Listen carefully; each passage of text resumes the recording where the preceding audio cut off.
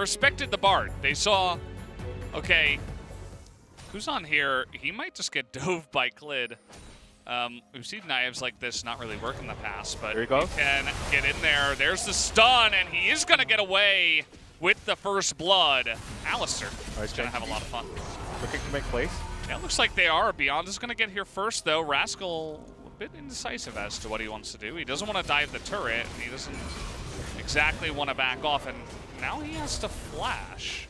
They're not trying to dive top lane. They're not trying to dive bottom lane. They're just continuing with their winning lanes, and they're happy with that. Yeah, and they should be, because why would you make such a bold / reckless moves? We have a little fight here. Beyond is going to have to Ragnarok as Exhaust is going to come in, but it's just the flash out of Rascal to get out of there. Not even sure if he needed to flash that one, but off on the bot turret. And using the second Rip Herald, Gen.G secured the first tower as well. They're like not even reacting to this. Over the wall he will go. But here comes Life, and there's BDD, and that is a huge combo to get straight in. But the ultimate from the Azir is very late, actually, as he's not able to get that value on top of Duckdom, who had already flashed and healed. But we do have the TP now coming on in. The bottom turret is going to go down. BDD still moving forward, but not quite able to pick up that kill out of Rich, who just looks silly after that one, as now we're going for the flank. In goes the Corki, though. Big flanks on both sides. BDD is just barely going to survive somehow. Now in the fight, you can see Clid is getting low, but Rascal is actually getting a lot of value in here. Kuzan, though, still full health, as down will go Rich, actually on the top side, who is desperately trying to get on top of BDD, but Kuzan, still alive here, is finally going to be taken out, and that is the ace in favor of Gen.G. With how slow this game is going, I feel like that would have given them a much better chance, as this is the big-time flank coming in from Gen.G, and you can see that Dynamics just want to go forward. They know they're getting flanked. They're trying to go for Ruler, who has a stopwatch, but they also get the Cloud Drake and Ruler on top of it. Allows the melee champions of Gen.G to converge onto Dynamics' main carry. Here we go. That's a big engage onto Kuzan, but they do get the exhaust onto Renekton, but he's so tanky right now. That was not the fight that Team Dynamics were looking for, although Duckdom is getting a lot of value. That's a lot of low health bars. Unfortunately, though, for Team Dynamics, it was such a wonky and messy fight. Both mid and bot lane inhibitors are gone. Top about to be gone as well. And yes, Kuzan was able to catch up in itemization and level to Azir. However, Aphelios is just too far behind to Kalista. I think that's the biggest issue here. Once again, Duckdom wasn't able to redeem himself from his underperformance in the previous encounter between the two. Yeah. So it looks like this game might just go down. I think you're right. I mean, Duckdom is not doing anything in here. The package finally going to be used into the Valkyrie as well. Duckdom's going to get dunked. Call him Dunkdom from now on. Kuzan going to try to flash away, and he's doing a decent job of kiting the Renekton, but it doesn't really seem to matter as Bridge is going to be pulled in. And down will go the Nexus in 37.5 minutes. Gen.G able to take. There was really nothing that Olaf could do but to help out his laner. So. Welcome back, everybody, and that was Gen.G taking on Team Dynamics. Both teams are on a really hard race for the second round robin. What's your take on the pick and ban?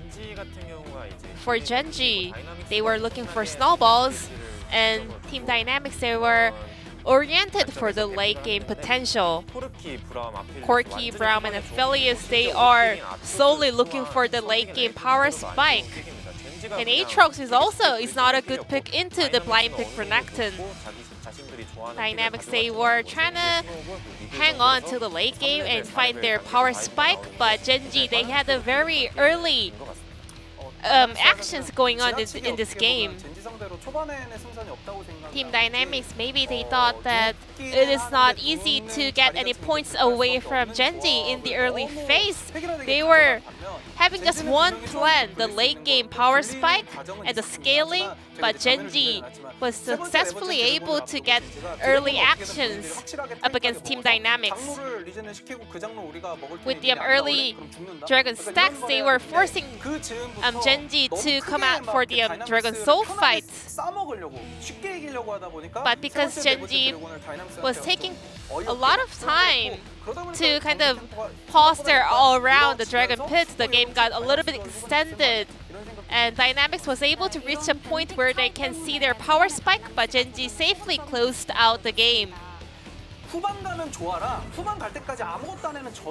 It's really different that having a strong late game pick and having just one plan for the late game is different. So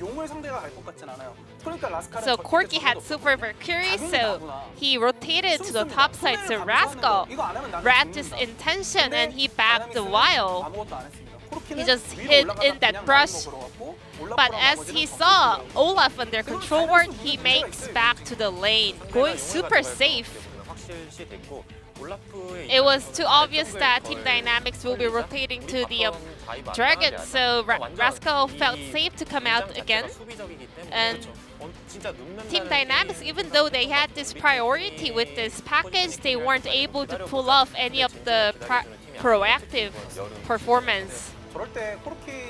This kind of playstyle is not a really good recipe into Gen.G, a team that kind of speed runs all throughout the Rift. Team Dynamics, the only plan they got was just let's hold on, let's hang on to the late game, but Gen.G didn't actually let them do it. Gen.G was controlling all the objectives, the Dragon and Herald, Dragon and back to Herald, but we had a huge fight over here for the soul point. Alistar had a really awesome flank angle coming in clutch. Dokdam had no heads up for this potential play from Life. In addition to that, Gen.G players were trusting Alistar, and Dokdam was completely zoned out by Life. Three of the Team Dynamics players were trying to protect their affiliates, but Alistar was coming in and diving in onto him so powerfully. And after that, Corki also got cut out with his package. Because they saw Alistar hiding for a flank angle, they weren't really paying too much attention for the remaining of the Gen.G players, failing the allocation of their skills and abilities. It's time to check out the player of the game on the side of Gen.G. It was really hard to vote POG for this game, but Life is the one picking up his first POG of the split, and Alistar, he had a huge contribution all throughout the team fights. Ruler has been popping off on Ash, showing off a really high ability during the laning phase, but we have to also keep in mind that Alistar Life was also his partner throughout the laning phase. Team Dynamics, maybe they didn't know how exactly to play into this Alistar pick, because it has been a while since we last saw him in the LCK. Alistar was the first one to engage in those team fights, and then Rascal was the one that re-engaged for the extended fights.